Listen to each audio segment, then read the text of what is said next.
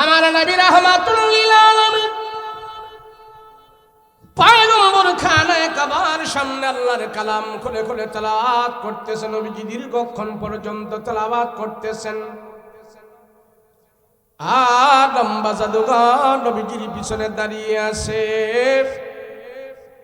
রাহমাতুল লিল আলামিন কোরআন কারীমের তেলাওয়াত করতেছেন। দীর্ঘক্ষণ পর্যন্ত তেলাওয়াত করার পর নবীজি আবার তেলাওয়াত বন্ধ করলেন।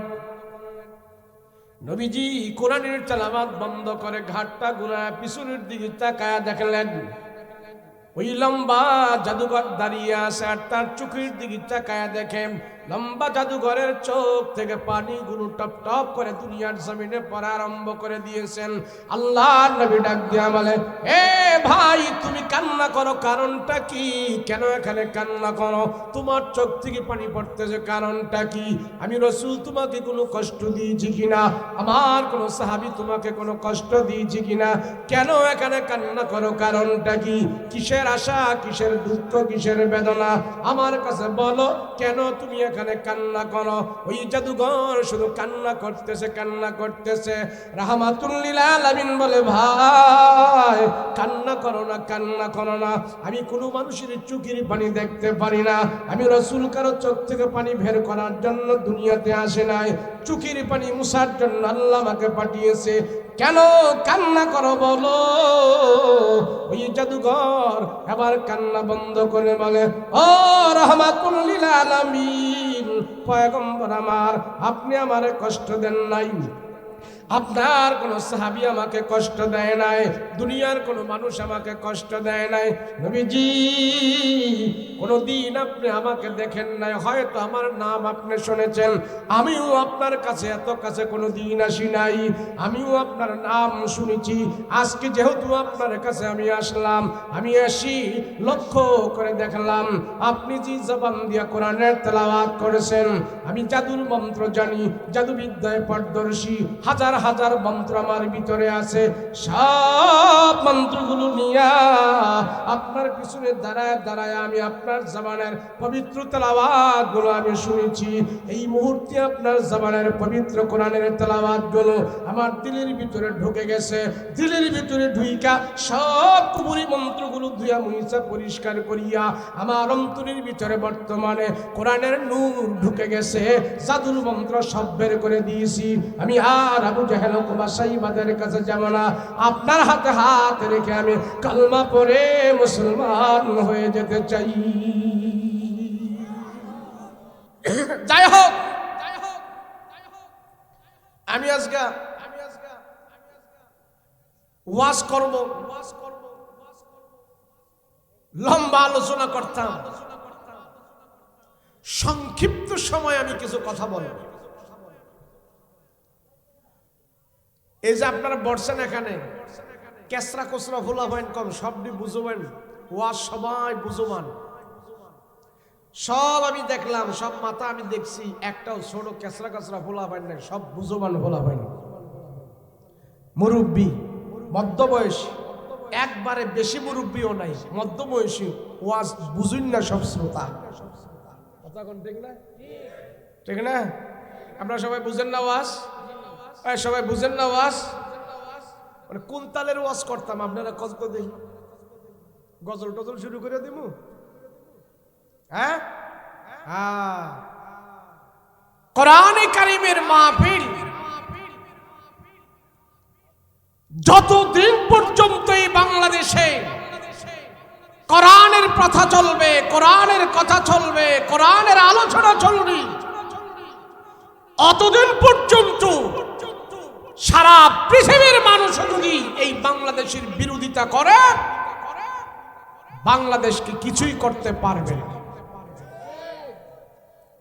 যত বিরোধিতা করছে বাংলাদেশে, আপনি গুগলের রিপোর্ট, গুগলের চার্জ দেন, বর্তমান ইনস্ট্যান্ট এই বাংলাদেশে 25 লক্ষের উপরে কোরআনের হাফেজ আল্লাহ তৈরি করে দিয়েছে। বর্তমানে বাংলাদেশে 25 লক্ষের উপরে কোরআনের হাফেজ, আলহামদুলিল্লাহ বলেন। সৌদি আরবে 25 লক্ষ কোরআনের হাফেজ নাই, দুবাই নাই, আমেরিকা নাই, যেই সৌদি আরবে জিব্রাইল এসে আল্লাহ রসুলের কাছে কোরআনের আয়াত পাঠিয়েছে, নবী রসুল এসেছে, সাহাবী এসেছে, সেই দেশেও 25 লক্ষ কোরআনের হাফেজ নাই। বর্তমান বাংলাদেশে 25 লক্ষের উপরে কোরআনের হাফেজ বর্তমানে আল্লাহ তৈরি করে দিয়েছে। আপনারা খুশি না বেজান? আপনারা খুশি, কিন্তু এই দেশের ভিতরে এক শ্রেণীর লোক খুশি হতে পারে না। তারা কারা? এরা হলো বিজাতীয়, ভিনদেশীয় দালাল, ইসলামের শত্রু, মুসলমানের শত্রু, কোরআন হাদিসের শত্রু। তারা খুশি হতে পারে না, কিন্তু আমরা সব ইমানদারেরা খুশি। কথা বলেন ঠিক কিনা? আল্লাহ আমাদের সবাইকে কবুল করেন, বলেন আমিন। আল্লাহ জানে মালে বরকত দাও, বলেন আমিন। আল্লাহ মাহফিল যেন কবুল করে, বলেন আমিন। আল্লাহ জানে মালে বরকত দাও, বলেন আমিন। হায়াত তৈয়বা দান করো, বলেন আমিন। রাসূল পাক সাল্লাল্লাহু আলাইহি ওয়াসাল্লাম আমার নবী দুনিয়াতে এসে সাথে সাথে আল্লাহর কোরআনের দাওয়াত দেয় নাই। নবীজি সাথে সাথেই কালেমার দাওয়াত দেয় নাই। যেই সমাজ আল্লাহ রসুলকে দুনিয়াতে পাঠিয়েছেন, সেই সমাজের ভিতরে আমার রসুলকে 40 বছর পর্যন্ত আল্লাহ সেখানে বসবাস করিয়েছেন। 40 বছরের ভিতরে মক্কার কাফের মুশরিকেরা, বেঈমানেরা, ফাসেকেরা, যারা ইসলামের দুশমন ছিল, তারাও দেখেছে 40 বছরের ভিতরে মুহাম্মাদের জবান দিয়ে কোনো দিন মিথ্যা কথা বের হয় নাই। সুবহানাল্লাহ। শত্রু আর 40 বছর আমার রসুল তাদের মাঝে চলাফেরা করেছে, একদিনও তাদেরকে কালেমার দাওয়াতের কথা বলে নাই। কেন? আল্লাহর পক্ষ থেকে হুকুম হয় নাই, অর্ডার হয় নাই। যখন 40 বছর পার হলো, আল্লাহ নবুয়তি দিলেন। নবুয়তি দেওয়ার পর আমার রসুল শুরু করলেন কোরআনের দাওয়াত, শুরু করলেন তাওহীদের দাওয়াত, শুরু করলেন এক আল্লাহর দাওয়াত। সর্বপ্রথম 2টা পদ্ধতির মাধ্যমে আমার রসুল কোরআনের দাওয়াত শুরু করেছেন, ইসলামের দাওয়াত শুরু করেছেন। এক হইল কোরআনের তেলাওয়াত, 2 হলো কালেমার দাওয়াতের মাধ্যমে। এক হইল কোরআনের তেলাওয়াতের মাধ্যমে, 2 হলো কোরআনের কালেমার দাওয়াতের মাধ্যমে। নবীজি যখন কোরআন তেলাওয়াত করতেন, বিভিন্ন দেশের কাফের মুশরিকরা এসে নবীজির কোরআন তেলাওয়াত শুনতেন। শুনেই তারা বিনা দাওয়াতে কালমা পড়ে মুসলমান হয়ে যেতেন। তো আবু জাহেল, উকবা, শাইবা, আবু লাহাব তারা চিন্তা করলো, মুহাম্মদ যদি এইভাবে কালেমার দাওয়াত দিতে থাকে, মুহাম্মদ যদি এইভাবে ইসলামের প্রচার শুরু করতে থাকে, তো ডাইনে বামে যেমনি হোক মুহাম্মাদের সংখ্যা, ইমানদারের সংখ্যা, দল বল বাড়তেছে। এইভাবে যদি মুহাম্মাদের দল বড় হয়, আমার আবু জাহেলের নেতাগিরি থাকবে না। আবু জাহেল চিন্তা করলো, মুহাম্মাদের এই কোরআনের মিশন মানুষ যেন কালেমা গ্রহণ করতে না পারে, কেমনে কি করতে হয়। তো মক্কা একটা জায়গা আছে দারুন নদওয়া, এই দারুন নদওয়ায় কাফেররা মিটিং শুরু করলো। আবু জাহেল, উকবা, শাইবা, আবু লাহাব, ওলীদ ইবনে মুগীরা, উতাইবা সবাইরে ডাকলেন। ডাকার পরে আবু জাহেল বলে, এই তোমাদের কি রায়? মুহাম্মদ যেইভাবে মানুষদেরকে ইসলামের দিকে আকৃষ্ট করতেছে, এইভাবে যদি মুহাম্মাদের দল সংখ্যা বাড়ে, আমরা যাব কোথায়? আমাদের কথা তো কেউ শুনবে না। একজনে কয়, আমরা মানুষদেরকে বাধা দেব, আমরা টাকা দেব, এই দিব, সেই দিব, বিভিন্ন কিছু দিব। আবু জাহেল কয়, আমার কাছে একটা বুদ্ধি আছে। বলে, কি বুদ্ধি? বলে, বুদ্ধিটা হইল, আমরা যদি মক্কার অলিতে গলিতে, পয়েন্টে পয়েন্টে, মোড়ে মোড়ে দাঁড়িয়ে নেতারা কর্মীদেরকে নিয়ে মক্কায় যত বহিরাগত মানুষ মুহাম্মদকে দেখতে আসে, সবাইকে যদি আমরা বুঝাইতে পারি যে মুহাম্মদ একটা পাগল, এই পাগল কথাটা যদি আমরা সবাইরে খাওয়াই দিতে পারি, তাইলে আমার মনে হয় আমরা সফল হব, মুহাম্মদের কাছে আর কেউ যাবে না। এবার সবাই বলতেছে, ইয়েস স্যার, আমরা এটাই মানব, এই পদ্ধতি আমরা অবলম্বন করব। তো সকালবেলা সব নেতারা কর্মীদেরকে নিয়ে মোড়ে মোড়ে পয়েন্টে পয়েন্টে দাঁড়ায় আসে। আর রসুলকে দেখতেছে। দেখার জন্য মফস্বল এলাকা, গাঁও গ্রাম থেকে নারী পুরুষ জুয়ান বুড়া কড়া ছোট বড় সব আসতেছে নবীজিকে দেখার জন্যে। তারা যখন আসতেছে আবু জাহেলরা বাধা হইয়া দাঁড়াইছে, কই যাও? তোমাদের সন্তান মোহাম্মদ নেতা হয়েছে, তারে আমরা দেখতে যাই। যাইও না, যাইও না, এটা একটা পাগল, এই পাগলের কাছে যাইয়া কোনো লাভ নাই, যাও বাড়িতে যাও। লোকজন চিন্তা করতেছে, খিরে মক্কার বড় বড় সর্দারেরা নেতারা তারা সবাই বলতেছে মোহাম্মদ পাগল। তো মানুষ চিন্তা করলো মোহাম্মদ পাগল হইল, ছোটখাটো পাগল হইব না, এটা বড় পাগল হইব। কেন? আবু জাহেল বড় নেতা, সে বলতেছে পাগল। মেম্বারে কয়, চেয়ারম্যানে কয়, হুজুরে কয়, মাস্টারে কয়, ডাক্তারে কয়, ইঞ্জিনিয়ারে কয়, সবাই যদি একটা কথা কয় সেই কথাটা কি ছোট হইতে পারে না বড় হইতে পারে? তো মক্কার বড় বড় সর্দার আবু জাহেলরা বলতেছে মোহাম্মদ পাগল। তো পাগল হইলে তো ছোটখাটো পাগল হইব না, এটা বড় পাগল হইব। আর আমরা জনগণ আসছি যেহেতু বড় একটা পাগল, এই পাগলটারে আমরা দেখাই যাবো না, দেখা যাবো না। সুবহানাল্লাহ।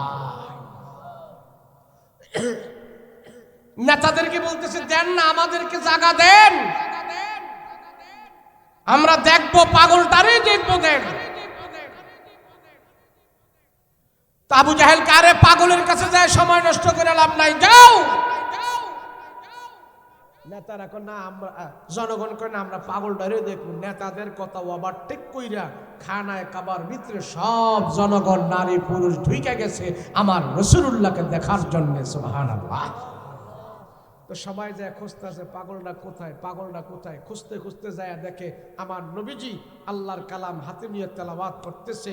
নবীজি খানায় কাবার সামনে বসে বসে কোরআন তেলাওয়াত করে। নবীজির চেহারা মুবারকের আলো খানায় কাবার দেয়ালের মধ্যে যায় লেগে আছে। নবীজির চেহারা মুবারকের আলো দিয়ে পুরোটা খানায় কাবার দেয়াল আলোকিত হয়ে আছে।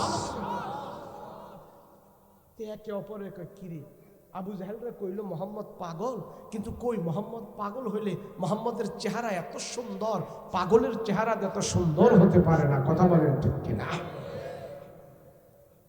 আরে পাগলের চেহারা তো এত সুন্দর নয়। যে পাগল হবে তার চেহারা ফ্যাকাশে থাকবে, চুলগুলো আলো জালো, জামা কাপড় ভাড়াচাটা এমন থাকবে। কিন্তু এত সুন্দর চেহারার মানুষ কেমনে পাগল হয়? এবার সব জনগণ দাঁড়িয়ে আছে।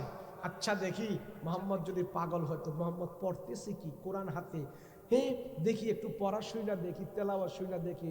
পাগল হলে তো তার তেলাওয়াতের আগাগোড়া ঠিক থাকতো না। কেন? পাগলের কথা আগাগোড়া ঠিক থাকে না।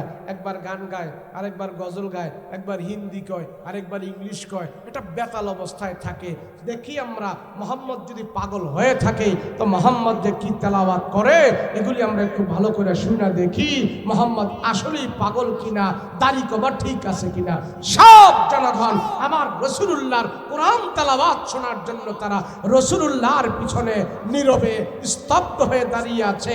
আর আমার রাসূল কোরআন তেলাওয়াত করতেছে।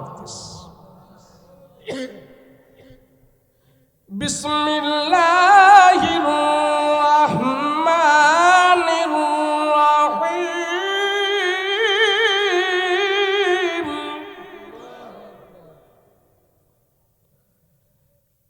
আর রাহমান আল্লামাল কুরআন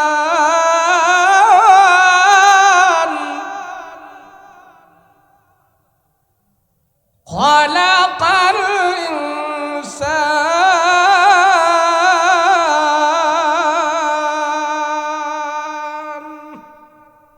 নবীজি কোরআন তেলাওয়াত করে নবীজির কণ্ঠে, কত সুন্দর। সব মানুষ যখন নাকি রাসূলুল্লাহর জবানের তেলাওয়াত গুলো শুনলো, এক বাক্যে তারা ঘোষণা করলো, ও মুহাম্মদ, আমরা বুঝেছিলাম আবু জাহেলরা বলেছে তুমি পাগল, তোমার কোরআন তেলাওয়াতে বলে তুমি পাগল নয়। পাগলের জবান থেকে এত দামি কালাম তেলাওয়াত হতে পারে না। আমাদের বিশ্বাস তোমাকে সত্য পয়গম্বর পেয়েছি, তুমি একজন সত্য পয়গম্বর। আমরা আর বাড়িতে যাব না, তোমার হাতে হাত রেখে কালমা পড়ে আমরা মুসলমান হয়ে যেতে চাই। মুসলমান হয়ে গেছে। এবার আবু জাহেল তেলে বাগুনে জ্বলে উঠল। কইলাম পাগল, জনগণে পাগল কথাটা খায় না। ভাই সাহেব, এই সাউন্ড বক্সটা আমার এদিকে একটু ফিরাই দেন, আমার স্টেজে কোনো সাউন্ড নেই। কইলাম মোহাম্মদ পাগল, পাগল কথাটা জনগণ খায় না। কওয়ারছেন না কয় তো ভালো ছিল, হিতে আরো বিপরীত হয়ে গেছে। না আরো দাও, আমার দিকে দাও, আমার দিকে দাও, সুন্দর করে দাও, দাও। হ্যাঁ হ্যাঁ, হেডাও দাও, হেডাও দাও, একটু কমায় দাও, এটার সাউন্ড আলাদা কমায় দাও। মাইকগুলো খুব ভালো, বেশি পাওয়ার। আবু জাহেল বলি, মুহাম্মদ যদি এইভাবে কোরআনের তেলাওয়াত শুনে শুনে মানুষদেরকে ইসলামের দিকে নিয়ে যায়, আমার আবু জাহেলের আর খাওয়া থাকবে না, এই সমাজের মানুষ আমাকে দাম দিবে না। আল্লাহ এবার আবু জাহেল, এটা একটু কমাই দেন, একটু কমাই দেন। এবার আবু জাহেল চিন্তা করল, মুহাম্মদকে নিজে বললাম, নেতা দিয়ে বললাম, নেতাদের কথা কেউ শোনে নাই। আবু জাহেল বলে এইভাবে মুহাম্মদকে ছেড়ে দেওয়া যায় না। দালাল ভাড়া করছে একটা। কি ভাড়া করছে বলেন না, কি ভাড়া করছে? এই দেশের শত্রু, কোরআনের শত্রু, ইসলামের শত্রু নিজেরা যখন শত্রুতামি করে পারে না, তখন দালাল ভাড়া কইরাও ইসলামের বিরুদ্ধে কথা বলায়। কথা বলেন ঠিক কিনা? দালাল কি? দালাল ভাড়া করছে একটা জাদুঘর। হাদিসে আছে তার নাম হলো দিমাত নামক জাদুঘর, বাংলায় যাকে বলা হয় জামাত নামক জাদুঘর। লম্বা, কালো, কুশ্রী বিশ্রী একটা চেহারার মানুষ, সে জাদুঘর ছিল। মানুষদেরকে সে জাদুর মন্ত্র শোনাইতো, জাদুর মন্ত্র পড়াইতো, জাদুর মন্ত্র শিখাইতো। এই জাদুঘরকে আবু জাহেল ভাড়া করে বলে, ওই জামাত, তুই মুহাম্মাদের বিরুদ্ধে মানুষদেরকে যা বলবি, সে যেন জাদুর মন্ত্র তেলাওয়াত করে। এগুলি কোরআন নয়, আল্লাহর কথা নয়, এগুলি হলো জাদুর মন্ত্র। জাদুর মন্ত্র বলে যদি মানুষদেরকে আমরা খাওয়াই দিতে পারি, তাহলে আর মুহাম্মাদের কোরআন তেলাওয়াত কেউ অ্যাকসেপ্ট করবে না, গ্রহণ করবে না। জাদুর মন্ত্র বলে যে কোনো সময় এগুলি অস্বীকার করে ফেলতে পারে। পারবা বলতে? ওই জাদুঘর বলে, আরে কোন কি পারবো না মানে? আবু জাহেল তার দিনার, দিরহাম, টাকা পয়সা, আশরাফি মুদ্রা অনেকগুলো দিচ্ছে। দেওয়ার পরে কানে এগুলি পাইয়া আস্তে আস্তে করে খানায় কাবায় গেছে। মুহাম্মদকে জাদুঘর বলবে, মানুষের সামনে প্রচার করবে। তো যাওয়ার পরে যায়া দেখে আমার নবীজি আল্লাহর কালাম হাতে নিয়ে খানায় কাবার সামনে তেলাওয়াত করতেছে। এবার জাদুঘর চিন্তা করলো, মুহাম্মদের এত কাছে কোনো দিন আসি নাই, আজকে যেহেতু আসছি, তো মুহাম্মদ যে কি তেলাওয়াত করে এগুলো একটু মনোযোগ সহকারে শুনি। শোনার পরে মুহাম্মদকে জাদুঘর বলতে আমার সুবিধা হবে, এই ভেবে সে রাসূলুল্লাহর পিছনে দাঁড়িয়ে আছে আর নবীজি লম্বা তেলাওয়াত করতেছে। আমার নবী রাহমাতুল লিল আলামিন পয়গম্বর খানায় কাবার সামনে আল্লাহর কালাম খুলে খুলে তেলাওয়াত করতেছেন। নবীজি দীর্ঘক্ষণ পর্যন্ত তেলাওয়াত করতেছেন। আর লম্বা জাদুঘর নবীজির পিছনে দাঁড়িয়ে আছে রাহমাতুল লিল আলামিন। কোরআন কারীমের তেলাওয়াত করতেছেন। দীর্ঘক্ষণ পর্যন্ত তেলাওয়াত করার পর নবীজি আবার তেলাওয়াত বন্ধ করলেন। নবীজি কোরআনের তেলাওয়াত বন্ধ করে ঘাটটা ঘুরায় পিছনের দিকে তাকায়া দেখলেন ওই লম্বা জাদুঘর দাঁড়িয়ে আছে। আর তার চোখের দিকে তাকায়া দেখেন লম্বা জাদুঘরের চোখ থেকে পানিগুলো টপ টপ করে দুনিয়ার জমিনে পড়া আরম্ভ করে দিয়েছেন।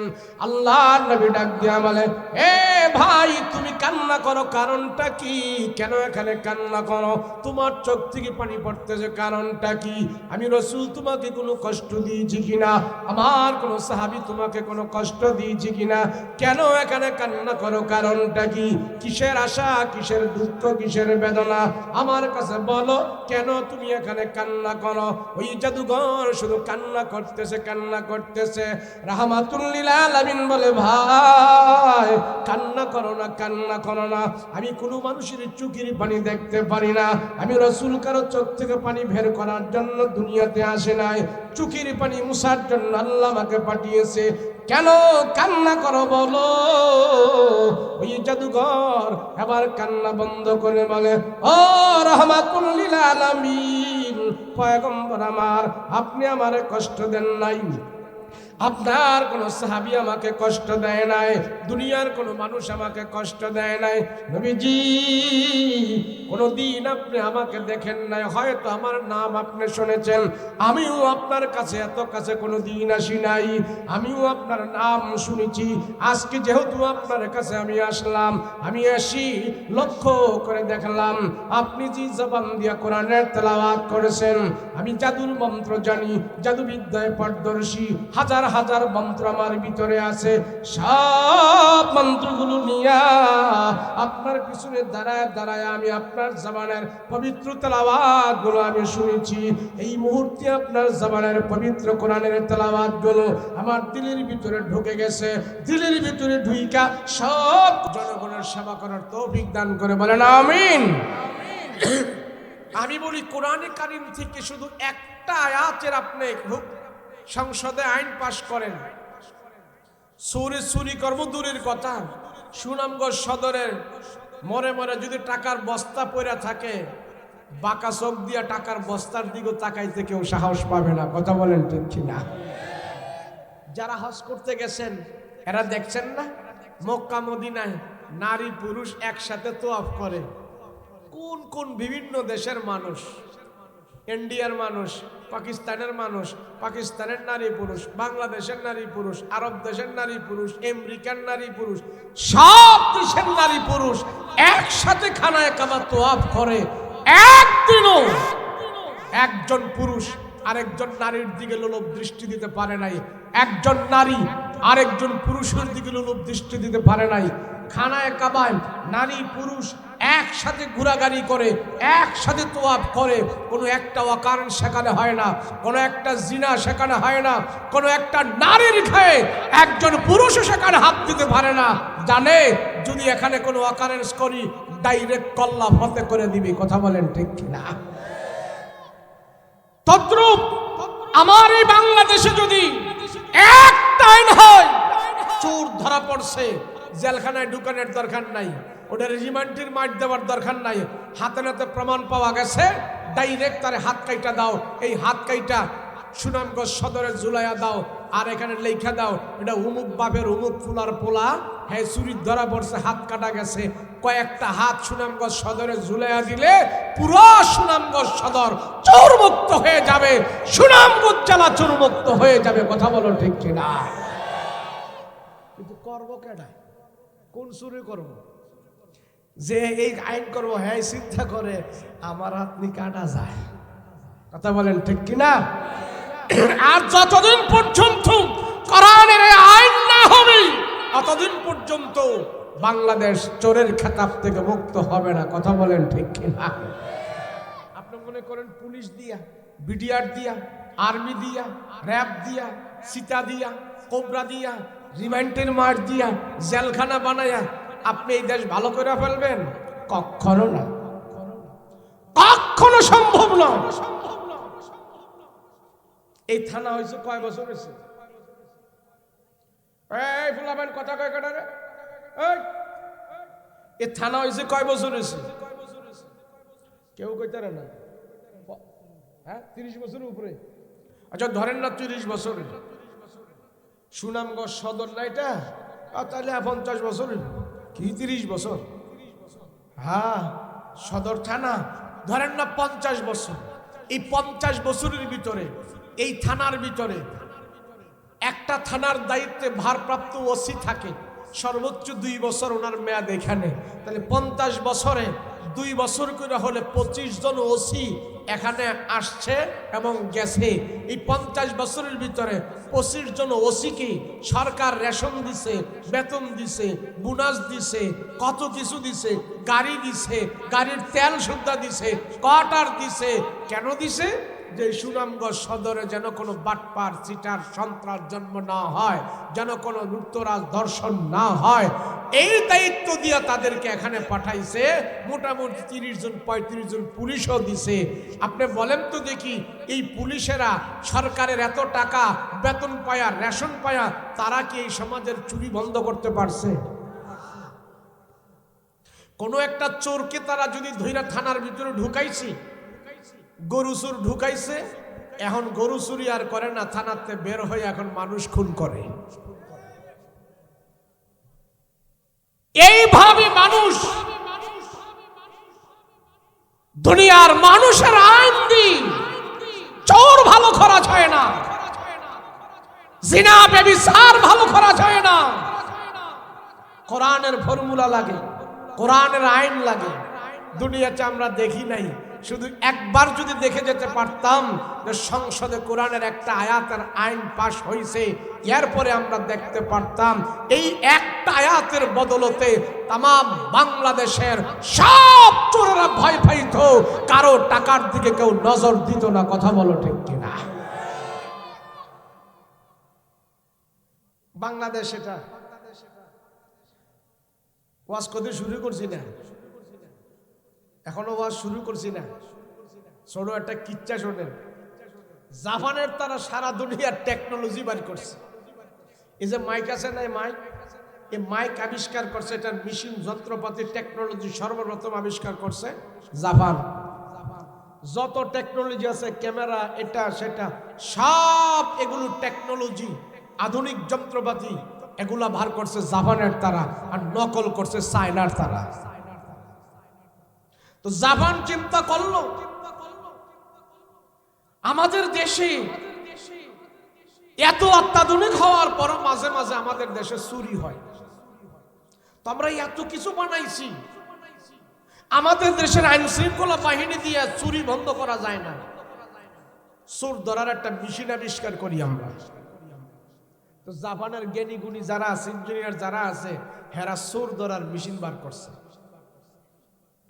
চোর ধরার মেশিন বার কইরা এটা জাপানের মোড়ে মোড়ে লাগাই দিছে। 2 মাস পরে যায় চেক করে দেখবো কয়টা চোর ধরা পড়ছে। তো 2 মাস পরে যায় তারা মেশিন খুইলা দেখে, জাপান থেকে যেখানে যেখানে মেশিন লাগাইছে চোর ধরা পড়ছে পুরা জাপান থেকে 5 জন। কয়জন বলেন না, কয়জন? 5 জন।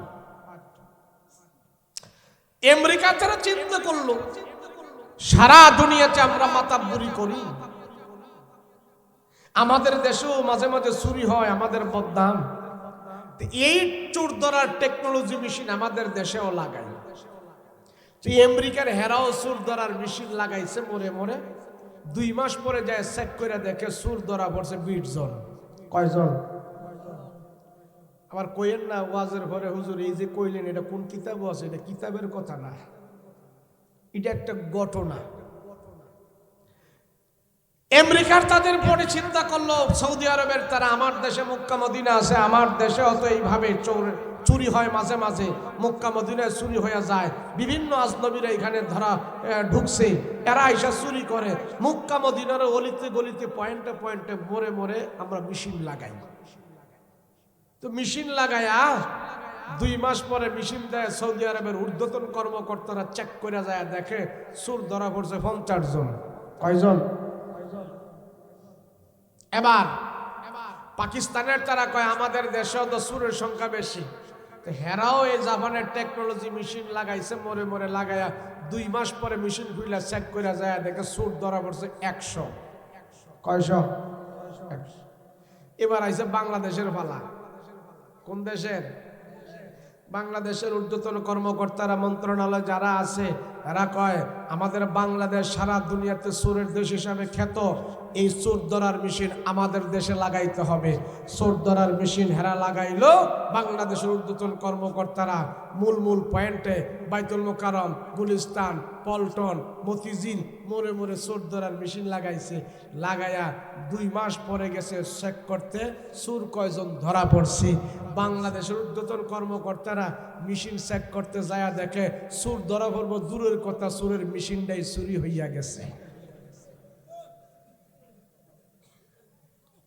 এর নাম হইল দিস ইজ বাংলাদেশ। কথা বলেন ঠিক কিনা? এই দেশ আপনি পুলিশ দিয়ে ভালো করে ফেলবেন, এই দেশ আপনি আর্মি দিয়ে ভালো করে ফেলবেন। আমরা মোল্লারা ভক ভক করতেছি, খালি একটা আইন করেন সুর ভালো হয়ে যাব। আমাকে কথা যতদিন না শুনবা, পুরি মন্ত্রগুলো ধুয়া মুইসা পরিষ্কার করিয়া আমার অন্তরের ভিতরে বর্তমানে কোরআনের নূর ঢুকে গেছে, জাদুর মন্ত্র সব বের করে দিয়েছি। আমি আর আবু জাহেল কুবাসাইবাদের কাছে যাব না।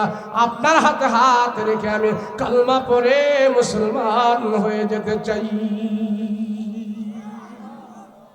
আবার রাসূল জাদুঘরকে কালেমা পড়ে মুসলমান বানাই দিছে। এই খবর আবু জাহেলের কানে গেছে। আবু জাহেলে তো তেলে বাগুনে জ্বলে উঠে গেছে। হায় হায় হায়, সর্বনাশ! আমাদের এত বড় জাদুঘর ফাটাইলাম, মুহাম্মদের জাদুতে আমগো জাদুঘর কাবু হইয়া গেছে। হায় হায় হায়। আবু জাহেলের মাথা নরম না গরম? বলেন না, নরম না গরম? আরো গরম হয়ে গেছে। আবু জাহেল সবাইকে ডেকে বলে, শোনো, আমি আর কারো বুদ্ধি শুনতে চাই না, আমি আর কারো কথা শুনতে চাই না। আমি আবু জাহেল বেঁচে থাকতেই মুহাম্মদের মৃত লাশ দেখতে চাই। যার যার বাড়িতে তীর বর্ষা বললাম, অস্ত্র শস্ত্র যা আছে সব কিছু নিয়ে মুহাম্মদের বাড়ি ঘেরাও করো। আমাকে যদি তোমরা নেতা মানো, সব মানুষ আমার রাসূলুল্লাহর বাড়ির চতুর্পার্শ্বে এসে তীর বর্ষা বল্লম অস্ত্র শস্ত্র নিয়ে রাতের অন্ধকারে নবীজির বাড়ি ঘেরাও দিছে। লম্বা কথা আমি সংক্ষিপ্ত করে বলছি, ঘেরাও দি আজ রাতের অন্ধকার হবে আর অতর্কিত হামলা করে মুহাম্মদকে দুনিয়ার জমিন থেকে বিদায় করে দেওয়া হবে। এটাই হলো আবু জাহেলের সিদ্ধান্ত। আবু জাহেল বারবার চেষ্টা করেছে আমার রাসূলুল্লাহকে দুনিয়া থেকে বিদায় করে দেওয়ার জন্য। শতবার চেষ্টা করেও যতবার চেষ্টা করেছে ব্যর্থ হয়েছে। আমার আল্লাহ আমার রাসূলকে সব সময় আবু জাহেলের ষড়যন্ত্র থেকে মুক্তি দিয়েছেন। সুবহানাল্লাহ। আল্লাহ কে, আবু জাহেল তুই দোয়া করছস, মুহাম্মদের লাশ তুই জীবিত থাকতে দেখবি। আমি তোর দোয়া কবুল করেছি অর্ধেক, পুরাটা না। কোনটা না? আবু জাহেল বলছে আমার জীবদ্দশায় আমি মুহাম্মদের মৃত লাশ দেখতে চাই। নাউজুবিল্লাহ বলেন, জোরে বলেন নাউজুবিল্লাহ। আবু জাহেল চিন্তা করলো মুহাম্মদের মৃত লাশ আমি দেখবো, আমি জীবিত থাকতেই মুহাম্মদের দুনিয়া থেকে বিদায় করে দিতে চাই। আল্লাহ একটা বিদায় তো করবা, আমিও তামাম দুনিয়ার মানুষের দেখাই দেব তোর লাশ, আমার রাসূলুল্লাহর লাশ পৃথিবীর কোন মানুষ দেখবে না, তোর লাশ সারা দুনিয়ার মানুষ দেখবে। কথা বলেন ঠিক কিনা?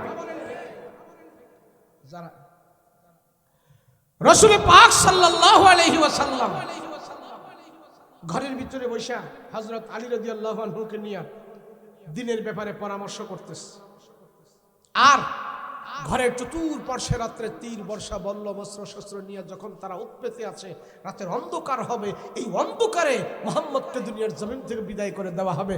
আল্লাহ পাক ওহী নাযিল করে জানাই দিলেন, নবীজি আমি শুধু আপনার খবর রাখি না, আপনার শত্রুদেরও খবর রাখি। সুবহানাল্লাহ।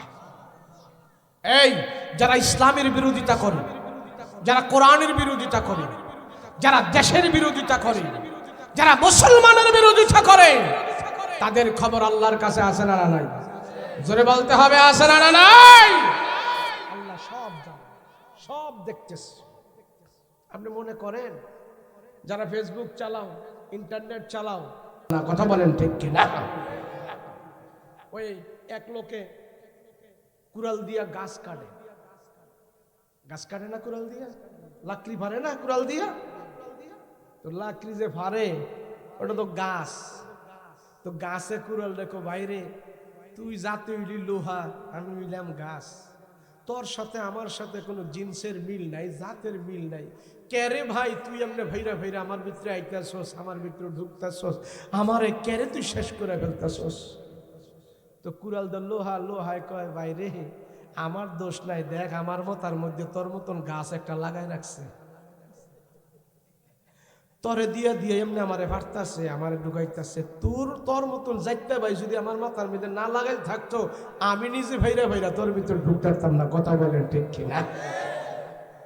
ইহুদি মুশরিক তারা জানে যদি নকল টুপিওয়ালা নকল দাড়িওয়ালা মুসলমানের ভিতরে না ঢুকায়, আমরা নিজেরা মুসলমানের ভিতরে সরাসরি ঢুকার কোনো সুযোগ নাই। কথা বলেন ঠিক কিনা? জন্য আলেম ওলামা আমাদের দেশে, যে সমস্ত আলেম ওলামার আমাদের দেশে ইসলামের কথা বলতেছে, কোন দল হক কোন দল বেহক আপনারা বুঝবান, আপনাদেরকে এত ভাঙ্গা চুরে বোঝানোর আর দরকার নাই। কথা বলেন ঠিক কিনা? আল্লাহ আমাদের তৌফিক দান করেন, হকের সাথে থাকে, হকের সাথে থেকে যেন জীবন যাপন করতে পারে সেই তৌফিক দান করেন। বলেন আল্লাহুম্মা আমিন। সব চতুর্দিকে আমার রাসূলুল্লাহর বাড়িতে ঘাও। আল্লাহ ডাক দিয়া বলে নবী গো ঘরের দরজাটা খোলেন না, দেখেন না বাহিরের অবস্থা তো ভালো না। তো নবীজি ঘরের দরজা খুলছে, খুইলা দেখে হায় হায় হায় হায় সর্বনাশ, আর শস্ত্র নিয়ে দিয়ে আমার ঘরের চতুর্পার্শ্বে দাঁড়িয়ে আছে, এটা তো আমার চাচতো ভাই, ওটা আমার বন্ধু, ওটা আমার এই, ওটা আমার এই, সব আমার রক্তের মানুষগুলো আমাকে মেরে ফেলার জন্য তারা ষড়যন্ত্র করতেছে। তো নবীজি হযরত আলী রাদিয়াল্লাহু আনহুকে সাথে নিয়ে ঘরের ভিতরে লেখালেখি করতেছে। তো লেখালেখি যে করতেছি, তো নবীজি হযরত আলীকে বলে ভাই আলী অবস্থা তো ভালো না। তো নবীজি আল্লাহর দরবারে হাত উঠেছে, আল্লাহ আমি এখন কি করব? আমার ঘরে চতুর্পার্শ্বে মানুষ অস্ত্র শস্ত্র নিয়ে কাফেররা আমাকে মেরে ফেলবে আর ষড়যন্ত্র করতেছে, আমি করবোটা কি? আল্লাহ কা নবীজি আপনি শুধু একটু হরকত করবেন, নাড়াচাড়া করবেন, আর বাকি যত পানিশমেন্ট শায়েস্তা করার সব ব্যবস্থা আমি আল্লাহ পাক নিজে নিয়েছি। জোরে বলেন না সুবহানাল্লাহ। কয় কি হরকত? আপনি এক্ষুনি মক্কার জমিন ছেড়ে বের হন, মদিনার দিকে চলে যান। রসুলকে আল্লাহ এত তাড়াতাড়ি আমি তো আনপ্রস্তুত, মদিনার দিকে যাব, এক্ষণে মদিনায় যদি আমি যাই তো আমি খানায় কাবা পামু কই? যেই খানায় কাবার দিকে তাকাই আমি কোরআন তেলাওয়াত করি, আল্লাহ আমার পেটে 2 দিন 3 দিন পর্যন্ত খাবার থাকে না। খানায় কাবা সামনে নিয়ে যখন নাকি আমি কোরআন তেলাওয়াত করি, এই কোরআন তেলাওয়াতের বরকতে আর খানায় কাবার বরকতে আমার পেটের 2 দিন 3 দিনের ক্ষুধা পর্যন্ত দূর হয়ে যায়। রাহমাতুল লিল আলামিন বলে আল্লাহ কাবা ছাড়া আমি কেমনে মদিনায় থাকবো, মদিনায় কেমনে আমি থাকবো, খানায় কাবা ছাড়া কেমনে সেখানে থাকবো। খানায় কাবা সামনে নিয়ে 1 রাকাত নামাজ পড়লে আপনি আমার 1,00,000 রাকাতের সওয়াব দান করেন। সুবহানাল্লাহ বলেন। আয় আল্লাহ এই খানায় কাবা হলো এখানে আমার জন্মভূমি, এটা আমার জন্মভূমি, এটা আমার দেশ। এই মক্কার জমিনে আমার মা বাবা ঘুমন্ত আছে, আমার বংশধরেরা ঘুমন্ত আছে। আপনি আমাকে মক্কার পবিত্র জমিন থেকে এক্ষুনি সরাই দিবেন। আয় আল্লাহ খানায় কাবার দিকে তাকায় তাকায় যখন আমি দোয়া করি আমার পেটের ক্ষুধা দূর হয়ে যায়। খানায় কাবার দিকে তাকায় থাকলে আমার কাফের মুশরিকের অত্যাচার যন্ত্রণা দূর হয়ে যায়। আল্লাহ আমি খানায় কাবা ছাড়া কেমনে থাকবো? খানায় কাবার উপরে আপনি রহমত নাজিল করেন, বরকত নাজিল করেন, সারা দুনিয়ার রহমত বরকত খানায় কাবায় নাজিল করেন। আমি যদি এখন মদিনায় চলে যাই এই রহমত থেকে আমি বঞ্চিত হয়ে যাব। আল্লাহ আপনি অন্য কোনো ব্যবস্থা করেন। আল্লাহ ডাক দেয়া বলে ও রহমতের নবী গো,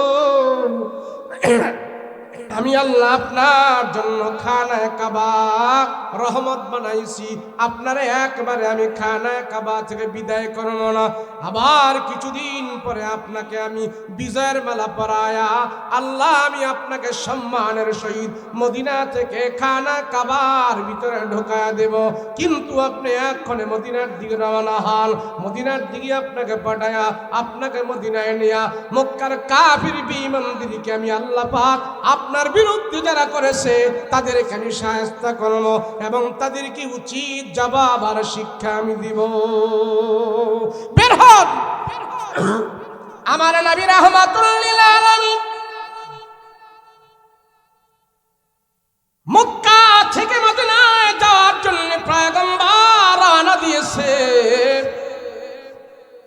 মক্কা থেকে মদিনায় যাবার জন্য নবীজির 4 দিন সময় লেগেছিল। হযরত আবু বকরের বাড়িতে যায় আবু বকরকে সাথে নিয়ে রওনা হইলেন মদিনার দিকে। 4 দিন সময় যখন পার হয়, মদিনার জমিনে আমার রাসূল পা রাখলেন। মদিনাতে পা রাইখা আল্লাহর নবী সেখানে যখন অবস্থান করলেন, দেখলেন মদিনার কিছু সংখ্যক যুবকেরা আমার পয়গম্বরের জন্য তারা সেখানে দাঁড়ায় আছে। রাহমাতুল লিল আলামিন বলে, হে মদিনার যুবকেরা, বলো বলো তোমরা এখানে কেন দাঁড়ায় আছো? সব যুবকেরা বললেন, ইয়া রাসূলুল্লাহ, মক্কা ছেড়ে আপনি মদিনার মাঝে আসবেন আমরা জেনেছি। আজ থেকে 4 দিন আগে আপনার জন্য এখানে আমরা দাঁড়ায় আছি। নবী দেখতে পাইলেন যুবকদের হাতের মধ্যে এক একটা জিনিস নিয়ে দাঁড়ানো আছে। আল্লাহর পয়গম্বর দেখলেন মদিনার কোন যুবকের হাতে দুধের পেয়ালা, কারো হাতে গুস্তির পেয়ালা, কারো হাতে গাছের তাজা খেজুর, কারো হাতে ফলের মালা, কারো হাতে ফুলের মালা। এক একটা জিনিস নিয়ে যুবকেরা, মদিনার যুবকেরা আমার পয়গম্বরের জন্য এইভাবে দাঁড়িয়ে আছে। আল্লাহর নবী ডাক দেয়া বলে, ও মদিনার যুবকেরা, তোমরা আমাকে এত ভালোবাসো, আর আমার মক্কার মানুষেরা, আমার রক্তের মানুষেরা, তারা আমাকে ঘর থেকে বের করে দিয়েছেন। এক যুবক এসে আমার রাসূলুল্লাহর হাত ধরলেন, মদিনার যুবক রাসূলের হাত ধরিয়া তার হাত থেকে দুধের পেয়ালাটা নবীজির হাতে দিলেন। ইয়া রাসূলুল্লাহ, নবী গো, আমার উট থেকে আমি দুধ দহন করে আপনার জন্য মেহমানদারির ব্যবস্থা করেছি, নবীজি আপনি একটু দুধ পান করেন। আল্লাহর পয়গম্বর ওই উটের দুধ একটু চুমুক দিলেন, মুখের মধ্যে টান দিলেন। টান দেওয়ার সাথে সাথে ওটার দুধরা ওই যুবকের হাতে দিয়ে দিলেন। নবী বললেন, যুবকরে, তোমাদের দুধ এমন কেন? খাবার উপযুক্ত না, এটা পানসা লাগে এমন কেন? ওই যুবক চোখের পানি ছেড়ে দিয়া বলে, রাহমাতুল লিল আলামিন, ও পয়গম্বর, আমার এই দুধ আপনার জন্য আমি নিয়ে আসছি। আজ থেকে 4 দিন আগে আমি দুধ দহন করে আপনার জন্য রেখেছিলাম। 4 দিন পুরো রাসূল দুধ আর খাওয়ার উপযুক্ত থাকে না। কথা দিলাম আমার উট থেকে দুধ দহন করে গরম দুধ আপনাকে আমি খাওয়ার ব্যবস্থা করব। রাহমাতুল লিল আলামিন মদিনার যুবকদের ভালোবাসা দেখে পয়গম্বর আল্লাহর দরবারে হাত উঠায় ডেকে বলে, ও মালিক, এই মদিনার যুবকেরা আমাকে এত ভালোবাসে, এত পছন্দ করে, আমি কি দিয়া তাদেরকে বিদায় দিব? নবীজি মদিনার সীমানায় পা রেখে তাদের জন্য দোয়া করলেন, আয় আল্লাহ, মদিনার মানুষের মালে বরকত দাও, মদিনার মানুষের সম্পদে বরকত দাও, তাদের হায়াতের ভিতরে বরকত দাও। নবীজি মদিনার সীমানায় পা রেখে মদিনাবাসীদের জন্য যখন দোয়া করেছে, নবীজির জন্য আল্লাহ বরকত এমন ভাবে মদিনায় চালু করে দিয়েছে, যাদের কাছে 3 মাস খেজুর আসতো, যাদের বাগানে 6 মাস খেজুর আসতো, নবীজি মদিনায় যাওয়ার পর 3 মাস আর 6 মাস খেজুর নয়, এখন 12 মাস খেজুরের ব্যবস্থা হয়ে গেছে। এখন আর কারো কাছে 3 মাস খেজুর আসে না, এখন আর কারো কাছে 6 মাস খেজুর আসে না।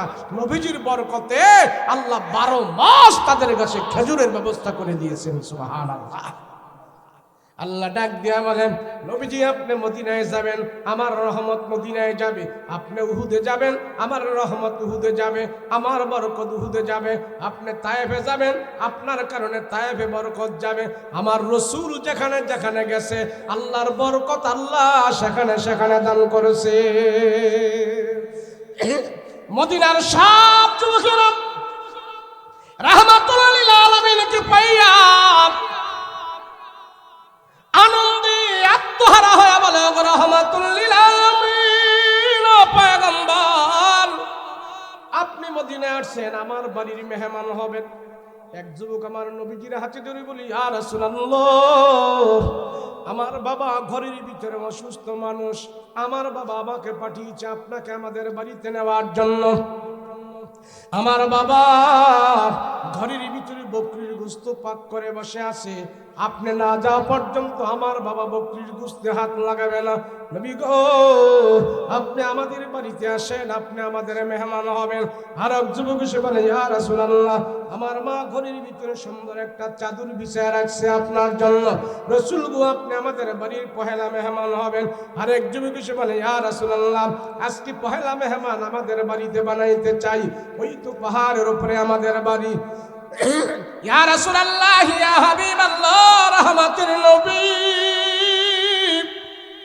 ওই তো ডান দিকে আমাদের বাড়ি, ওই তো বাম দিকে আমাদের বাড়ি। মদিনার যুবকের আমার রাসূলকে নিয়ে কারাকারি লাগে, কে প্রথম মেহমান বানাবে?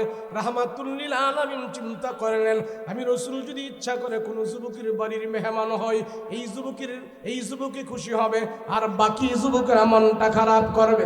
না না, আমি রাসূল ইচ্ছা করে মদিনায় কারো মেহমান হব না, কারো বাড়িতে আমি ইচ্ছা করে মেহমান হব না।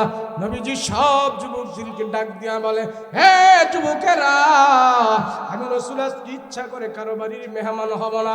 আমি যে উট দিয়া মক্কা থেকে মদিনায় আসছি, ওই উটির উপরে আমি বসা থাকবো।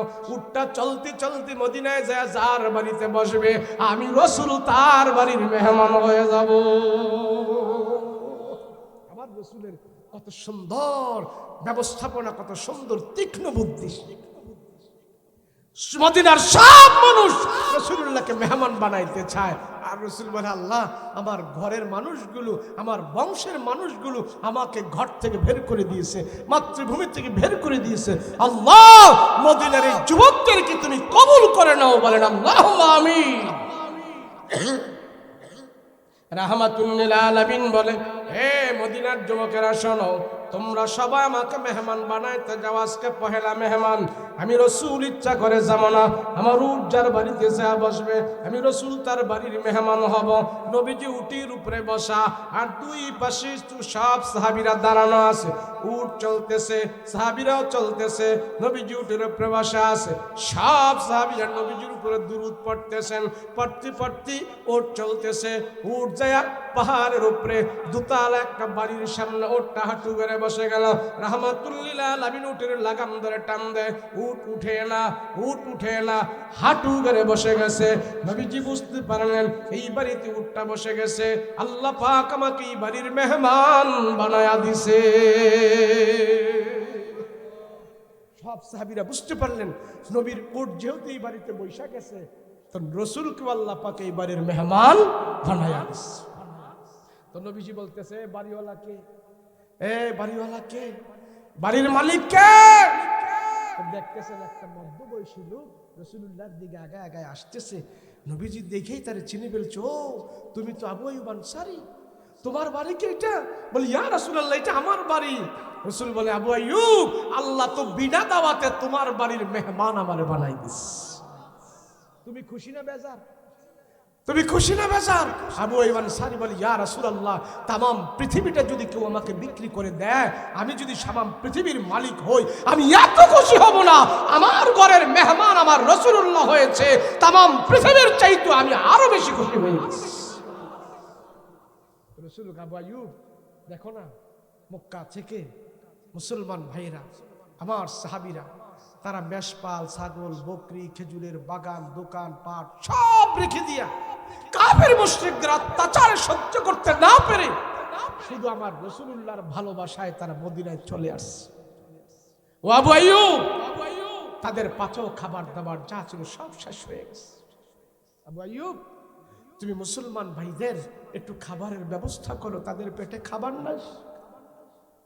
মক্কা থেকে হাঁটতে হাঁটতে যারা মদিনায় 4 দিন লাগায় আসছে, পাচক খাবার দাবার শেষ। কাফেররা তাদেরকে খাবার দাবারও নিতে সময় দেয় নাই। দেখো তাদের পেটের ক্ষুধা নিবারণ করো।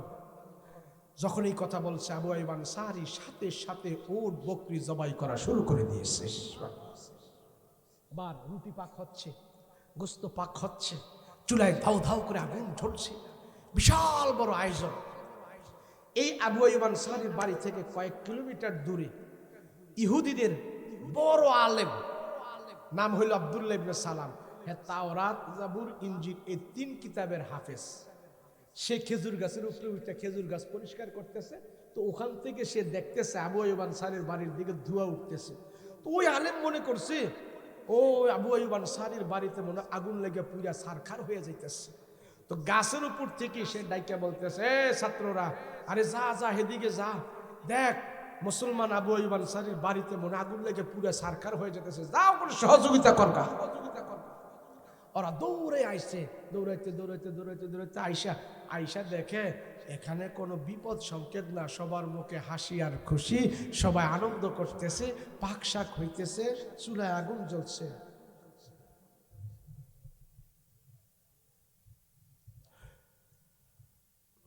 এটা ওয়াজের আগে কই পারলেন না?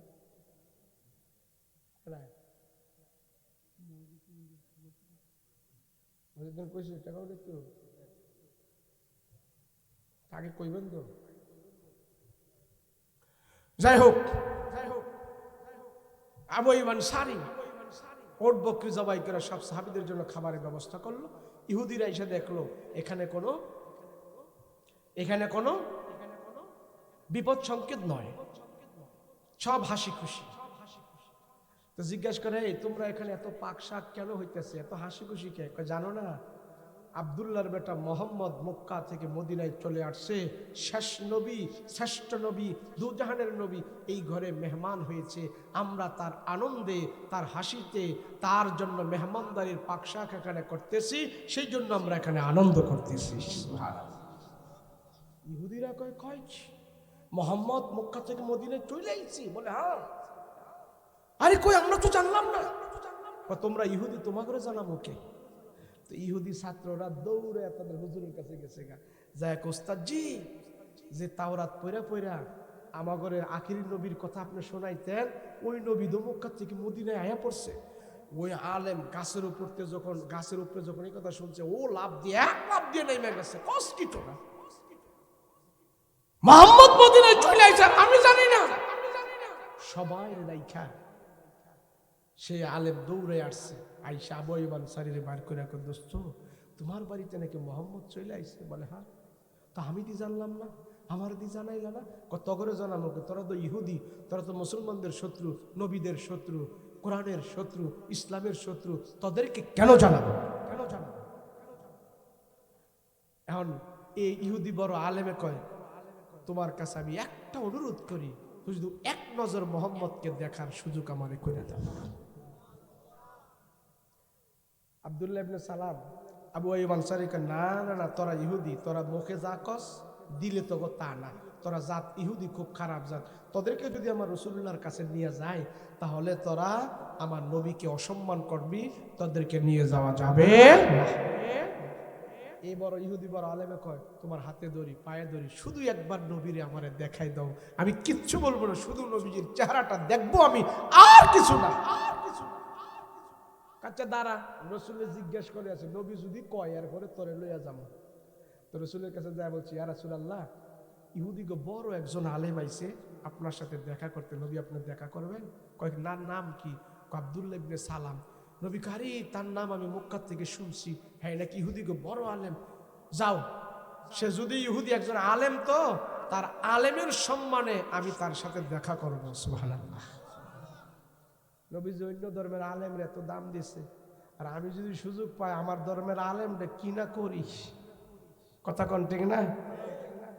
তো নিয়ে আইছে আব্দুল্লাহ ইবনে সালামরে ধরে ধরে আবু আইয়ুব আনসারী নিয়ে যায়, আর কয়, শোন, যে রসুলকে আমরা জানের থেকে প্রাণের থেকে বেশি মহব্বত করি, ওই রসুলের সাথে যদি কোনো বেয়াদবি করস, কল্লা নিয়ে যাইতে পারবি না, কিন্তু মন রাখিস। সুবহানাল্লাহ। কল্লা মুখে যা বলো, রসুলের সামনে গিয়ে তা করবি। লয়ে গেছে, নিয়ে এসে নবীজির সামনে দাঁড় করাইছে, কই এটা হইলো নবীজি, এটা হইলো আবু বকর, এটা হইলো ওমর, এটা হইলো ওসমান, এটা হইলো আলী, সব দেখছ, চিনছ? বলে হ্যাঁ। তার তোমার সামনে যিনি আছে উনি হইলেন মুহাম্মদুর রাসূলুল্লাহ সাল্লাল্লাহু আলাইহি ওয়াসাল্লাম। ইহুদি বড় আলেম, নবীজির পায়ে, বুকে, মাথায়, চেহারায় সব দিকে খালি এমনি তাকায়। এক পর্যায়ে যায় নবীজির চেহারার দিকে তাকায় রয়েছে, ডাইনে বামে সামনে পিছনে কোথাও তাকায় না, শুধু নবীজির চেহারার দিকে তাকায় টাসকি মারা লাগিয়ে রয়েছে। তো নবী কয়, ও তুমি ইহুদিকে বড় আলেম, আমার চেহারার দিকে তাকাই রয়েছো, কিছু কও না, তুমি কিছু কও না আমার? হ্যাঁ, কিছু কয় না, শুধু নবীজির চেহারার দিকেই তাকাই রয়েছেন। সুবহানাল্লাহ। কিছুক্ষণ পরে সে বলতেছে, ইয়া রাসূলুল্লাহ, আমি আপনার চেহারার দিকে তাকাইয়া কোনো খারাপ মন্তব্য করি নাই নবীজি। আমার এই বুকের ভিতরে তাওরাত কিতাবটা আছে, পুরো তাওরাতের কিতাবের হাফেজ আমি। আর এই তাওরাত কিতাবের ভিতরে আপনার সব বর্ণনা সেখানে দেওয়া আছে। ওখান থেকে আমি পরে পরে আমার দিলের ভিতরে আপনার বর্ণনাগুলো মুখস্থ করেছি। আমার তাওরাত কিতাবের সাথে মিলাই মিলাই আমি দেখেছি নবীজি, তাওরাতে বর্ণনা আছে মুহাম্মদের কপালটা কেমন হবে, চুলগুলো কেমন হবে, দাঁতগুলো কেমন হবে, কানটা কেমন হবে, গালগুলো কেমন হবে, দাড়িগুলো কেমন হবে, সবগুলো আমি তাওরাতের সাথে মিলাই মিলাইয়া দেখেছি। ওই তাওরাতের সাথে মিলাই মিলাইয়া আপনার চেহারার ভিতরে যুক্তির কোষ্ঠীপত্র দিয়া যাচাই করে দেখলাম, তাওরাতের ভিতরে আপনার সব বর্ণনা যে পড়েছি, সম্পূর্ণ বর্ণনাগুলো আজ রাসূল আপনার চেহারার ভিতরে আমি পেয়ে গিয়েছি। আমার আর কোনো সন্দেহ নাই। তখন রাসূলকে তাহলে সন্দেহ না, তাহলে মুসলমান হয়ে যাও। কথা দিলাম আমি তাওরাত বুকে নিয়ে কালমা পরে আপনার হাতে হাত রেখে মুসলমান হয়ে যাব। সুবহানাল্লাহ। মুসলমান হয়েছে, লম্বা কথা, মুসলমান হয়েছে। মুসলমান হওয়ার পরে নবীজি, আমি যদি এখনো ইহুদিগোর সাথে থাকি, তো আপনি আমার একটা কাজ করেন। কি কাজ? মুসলমান তো হয়েই গেছি, তো কাফির ইহুদি থাকতে উটের গোস্ত খাইতাম না, ওদের দুধ খাইতাম। তো মুসলমান হয়েছি, তো মুসলমান হওয়ার পরও আমি এই হুকুমটা মানতে চাই। ওখানেও আমি মুসলমান হওয়ার পরে ওদের দুধ খামো, গোস্ত খাইতাম না। তাহলে ইহুদিরা মনে করবো আমি ইহুদিগোর সাথে আসছি, আর মুসলমান তো হয়েই গেছি। বুঝেন না? মানে কিছু কিছু ইহুদি ধর্ম মানবো, আর কিছু কিছু মুসলমানের ধর্ম মানবো, দুনো দলটাই সমন্বয় করে চলবো, এমন লোক আছে না? না নাই? আছে না? না নাই? সোদও খায়, ঘুষও খায়, আবার শুক্রবারে গিয়া ভয়লা কাতারে লম্বা মুসল্লি হইতে চায়। আছে না? না নাই? মাহফিলেরও সভাপতি, বাউল গানেরও সভাপতি, সবাই তাল মিলে চলতে চায়। আছে না? না নাই? গুলালু মার্কা কিছু কিছু নেতা আছে, এটি গুলালু মার্কা। মন্দিরেও যায়, দরগাতেও যায়, দুর্গাতেও যায়, মাদ্রাসায়ও যায়, মসজিদেও যায়, বাউল গানেও যায়, যাত্রাতেও যায়, মাহফিলেও আহে। আছে না? না নাই? হ্যাঁ, কি ও চাচা, আপনি তো সব করে বাতিজা, রাজনীতি করলে সব জায়গায় যাইতে হয়, সবার বড়ই দরকার। আমি কি আপনি এইবার ফেয়ার ডিভিশন পাস করবেন? যেটা সব দলের মিলে যাইতে চায়, ইমান আমল সব জায়গায় বিক্রি করতে চায়, এটা নেতা নয়, এটা গুলালু। কথা কোন ঠিক কিনা? তো হ্যাঁ, চাইছে যে আমি ইসলাম ধর্ম মানবো, এই ধর্ম মানবো, নবীজি আমার একটু সুযোগ দেন। তো রাসূল কয়, শোনো, তুমি যে কিছু কিছু ইসলাম মানবা আর কিছু কিছু ইহুদি ধর্ম মানবা, এমন সুযোগ ইসলামে নাই। আচ্ছা, তুমি যখন বলছো, আল্লাহর কাছে তোমার কথাটা হাওলা করে দিছি, দেখি আল্লাহ পাক তোমারে এই কথার প্রেক্ষিতে কি জবাব দেয়। কেন, ইসলাম ধর্মের মালিক তো আমি নবী না, মালিক হয়েছে কে? আর আল্লাহ যদি তোমার কিছু কিছু মানার সুযোগ দেয়, তখন অসুবিধা নাই। এই কথা কয়ে যখন নাকি আল্লাহর উপর হাওলা করে দিছে, কিছুক্ষণ পরে জিবরাইল আমিন গট গট গট গট করে ঘন্টার আওয়াজ বাজায় কোরআনের একখান আয়াত আমার নবীজির কাছে হাজির করে দিছিস। সে আয়াতটা কি? ইয়া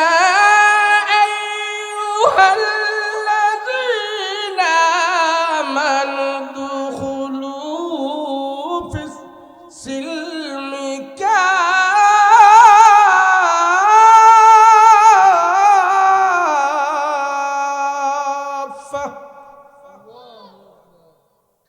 ওয়ালা তাত্তাবিউ খুতুওয়াতিশ শাইতান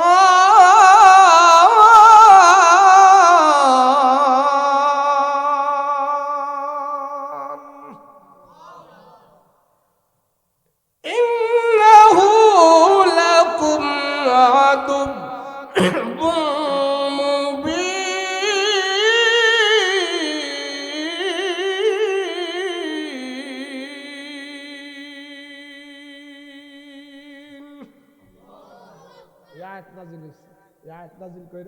আল্লাহ জানাই দিয়েছেন নবী গো, হেরে জানাই দেন। এটার সারমর্ম হইল কি জানেন? নেই নাই, ব্যভিচার নাই, আছে। রাসূল বলেন তিনটা অঙ্গ প্রত্যঙ্গ তুমি হেফাজত করবা, আমি রসুল তোমার জান্নাতে নেওয়ার জন্য সুপারিশ করব, এবং তোমার জান্নাতে নেওয়ার জন্য আমি রসুল জামিনদার হয়ে যাব। কয়টা? সবাই বলেন কয়টা? তিনটা কাজ করলে কয়টা? এক নম্বরে চোখ, দুই নম্বরে মুখ, তিন নম্বরে লজ্জা স্থান। এই তিনটা জিনিস যদি কেউ গুনাহ থেকে হেফাজত করে, রসুল বলে তারে জান্নাতে নেওয়ার দায়িত্ব আমার। সুবহানাল্লাহ। আজকে পাড়া মহল্লায়, গ্রামে গঞ্জে, শহরে বন্দরে মুসলমানের ছেলে মেয়ের এই তিনটা জিনিস সবচেয়ে বেশি নষ্ট হয়ে গেছে। কথা বলো ঠিক কিনা? দুনিয়ায় যত সাহেব আছে, মেম্বার সাহেব, মাওলানা সাহেব, মৌলভী সাহেব, মুফতি সাহেব, এই সাহেব, এই সাহেব, সব সাহেবের তিন জায়গায় সমস্যা। কয় জায়গায়? কথা কয় না, কয় জায়গায়? এই তিন জায়গা আপনার সাথে আছে না নাই? আপনি আজকের ওয়াজেতে আপনি তওবা কইরা যান, আমি এই তিন জায়গা পবিত্র রাখবো। চোখ দিয়া গুনাহ করবো না, জবান দিয়া গুনাহ করবো না, লজ্জা স্থান দিয়া গুনাহ করবো না। কথা বলেন ঠিক কিনা? এই সমাজ মুসলমানদের ছেলে মেয়েদের এই তিনটা অঙ্গ প্রত্যঙ্গ সবচেয়ে বেশি নষ্ট। আজকে শহরে, গ্রামে, গঞ্জে, পাড়ায়, মহল্লায় সব জায়গায় মুসলমানের ছেলে মেয়ে জিনায় লিপ্ত হয়ে গেছে। কথা বলো ঠিক কিনা? জিনা করে। 7 বছরের ছেলে এখন জিনা করে, 8 বছরের মেয়ে এখন জিনা করে। রসুল বলে যে সমাজে জিনা হয় ওই সমাজ থেকে আল্লাহর রহমত বরকত উঠাইয়া নিয়ে যায়। জিনা করা যাবে না, সবচেয়ে বড় পাপ। নিজের জিন্দেগীর বরকত যদি কেউ নষ্ট করে দেয়, নষ্ট করতে চায়, সে জিনা করে। যেই সমাজে জিনা করা সহজ, বিয়ে করা কঠিন, ওই সমাজের ভিতরে আল্লাহর পক্ষ থেকে এক এক করে আযাব আর গজব আসতে থাকে। কথা বলো ঠিক কিনা? কিরে বিয়া করস না কে? হুজুর কাজ বাস নাই তো, নিজের ভাইয়া দাঁড়ায় আলোই, এরপরে বিয়া করবো। হ্যাঁ, নিজের ভাইয়া দাঁড়াইতে দাঁড়াইতে সব বইটা মুইটা শেষ। আর রসুল কয় তুই নিজের ভাইয়া খারা আর বাপের ভাইয়া খারা, উপযুক্ত হইছিস তো বিয়া কর, আল্লাহ তোর জিন্দেগিতে বরকত দিব। কথা কোন ঠিক কিনা? এক সাহাবী রসুলের কাছে আইছে, আয়া কয় নবীজি আমি তো ঘরে অভাব, তো নবী কয় বিয়া কর। নবী কি কয়? এই কথা কয় কি কয়? এই পোলা কয় নবীজি আমি খাইতাম পাই না, বিয়া করলে বউরে খাওয়ামো কি? তুমি করো, আল্লাহ বরকত দিব। তো নবীজির কথা শুনে হ্যাঁ কোন রকম ভয়ে ভয়ে একটা বিয়া করছে। বিয়া করার পরে এখন সে বাজারে মাটি নিয়ে যায় বিক্রি করতে। এই মাটি আল্লাহ পাক তার মাটির ভিতরে সবার এমন আকর্ষণ দিয়া দিছে, এই মাটি সে 3-4 গুণ দামে সে বিক্রি করতে পারে। সাহস বাড়ছে, কিরে আমার দি সংসারে বরকত হইতেছে। তো রসুলের কাছে গেছে, ইয়া রাসূলুল্লাহ সংসারে তো বরকত হয়, কিন্তু যেই পরিমাণ আমার টাকা টোকা দরকার নবীজি, সেই পরিমাণ তো আমি টাকা টোকা পাইতেছি না, আমার ঘরে অভাবে লাগিয়ে রয়েছে। নবী কয় আরেকটা কর। কি কয়? এই গল্প না, গল্প না, নবীজির কথা, হাদিস। নবী কয় আরেকটা করো।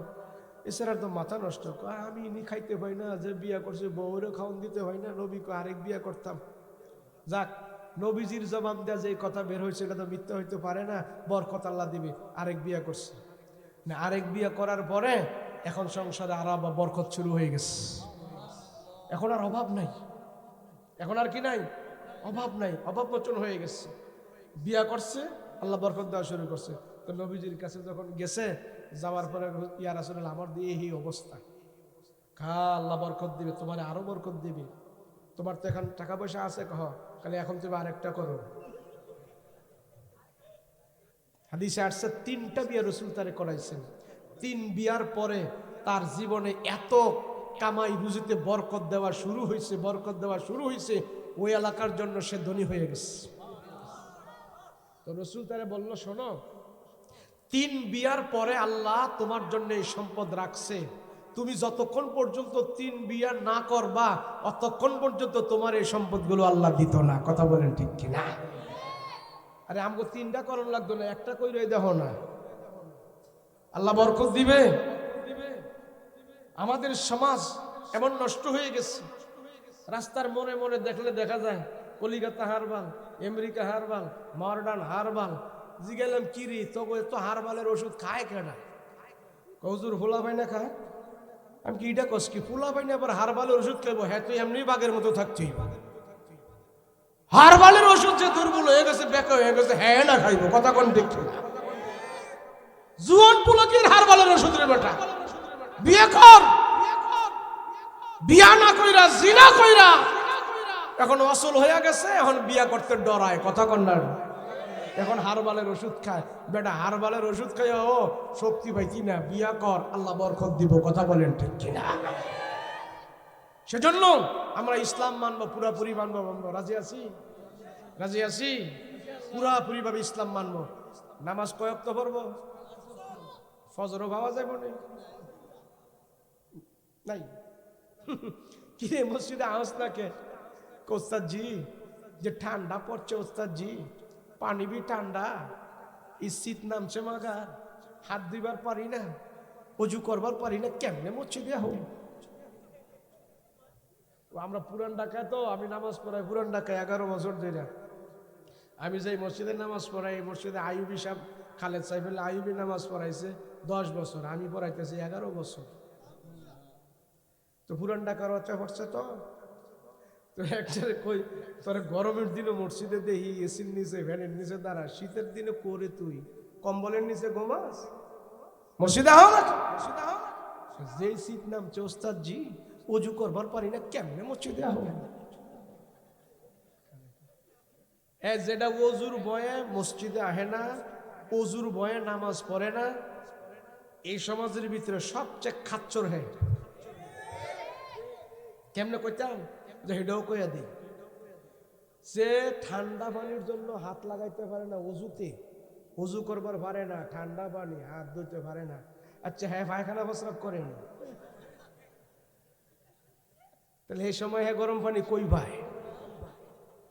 যদি এই সময়ও হ্যাঁ ঠান্ডার ভয়ে হাত না লাগায়, হ্যাঁ মনে হয় পানি টানি লয় না, কথা কোন ঠিক কিনা? আমরা এটাই বুঝে নিই।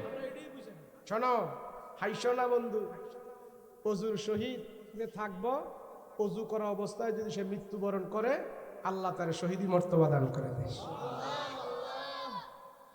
নবী কয় হাসরের মাঠে আমার উম্মতরে আমি চিনমু, এই অজুর অঙ্গ প্রত্যঙ্গ গুলো নূরের লাইট হয়ে জ্বলবো, আমি রসুল চিনে চিনে সুপারিশ করে বেহেশতের দিকে নিয়ে যাবো। তো নামাজ হইবে না বেটা, অজু করবো করতে, করবেন তো অজু ইনশাল্লাহ? হ্যাঁ, 150 বছরের মানুষ আছে অনেকে, 150 বছর, 150 বছর আছে, কোনো বুড়া আছে? আব্বা আপনার রইবে 150 বছর? মুখটা খোলেন না একটু দেখি, এমন করে রাখছেন, মাশাআল্লাহ দাড়ি ধরে ভাই কে গেছে, 150 বছর নাই। তাহলে বোঝা গেল 150-এর উপরে কাউরে এখন বাংলাদেশে পাওয়া যায় না। তাহলে আমার আপনার হায়াত লিমিট 100, কথা কোন ঠিক না? 100-100-এর উপরে, এই 100 কি 50-60 বছর পরে তো বেহার সা হয়ে চরণ লাগে, বুনা জানা বাচ্চা রইস, 60 বছর পরে তো তেরেং বেরেং করে, হ্যাঁ মজা নাই, জিব্রাত মজা লাগে না, বউ কি ভাগ করে, তুই কি ভাগ করস লইতা, ঠিক না? বউরে গেলে গুলে শেষ। আসলে বউয়ের ভাগ মজা হয়, ওনার জিব্বার স্বাদ নাই, কথা বলেন ঠিক কি না? জিনা কইরো না, ঘুষ খাইও না, সুদ খাইও না, গরম শরীর বেশি দিন থাকে না, কথা বলো ঠিক কি না? একটু ঠান্ডা হইলে কোথায় জায়গা, হ্যাঁ বাহাদুরি করে, বালা মতন শীত নামলে শরীর ঠান্ডা হয়ে জায়গা, আবার বাহাদুরি করে, কথা বলেন ঠিক কি না? ক্ষমতা, টাকা, নাম, যশ, খ্যাতি, এগুলো আমাদের চোখের ভেলকি, এগুলা কি চোখের ভেলকি। সাবধান, ক্ষমতার বড়াই করব না, ক্ষমতা পেয়ে কারো উপরে আমরা অত্যাচার নির্যাতন করব না। রাজি আছেন ইনশাআল্লাহ? রাজি আছেন ইনশাআল্লাহ? আল্লাহ আপনাদের সবাইরে কবুল করে, বলেন আমিন। এই মসজিদের কালেকশনের লেগে আমারে কইছি, আসেন 5 মিনিটের ভিতরে কেউ দিবেন দোয়ার আগে, যা দেন